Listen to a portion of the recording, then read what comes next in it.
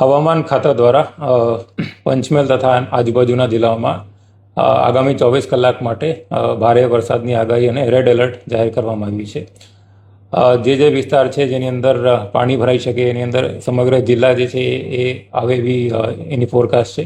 સાવચેતીના ભાગરૂપે તમામ શૈક્ષણિક સંસ્થાઓ જે છે, ITI, કોલેજીસ, આંગણવાડી આવતીકાલ બંધ રાખવા માટે અમે તંત્રને, બધા તાલુકાના તંત્રને સૂચના આપવામાં આવી છે.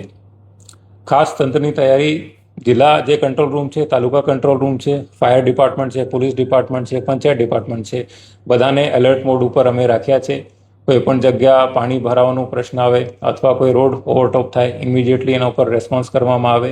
સાથે સાથે વીજપોલ રિલેટેડ કોઈ સમસ્યા હોય એના માટે MGVCLની ટીમને પણ અમે એલર્ટ કરી દીધા છે.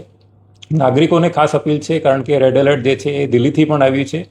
ભારે વરસાદ આવવાની જે શક્યતા છે એ ખૂબ વધારે છે.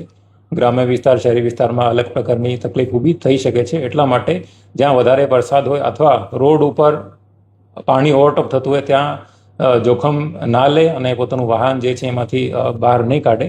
અને જે બાળકોની રજા જાહેર કરી છે એનું પણ બધા પાલન કરે અને 24 કલાક માટે જે આપણે પ્રિકોશન લેવાની છે અને સાવચેતીના ભાગરૂપે તમામ એલર્ટ મોડમાં રહે એ પણ તમામને મારી અપીલ છે.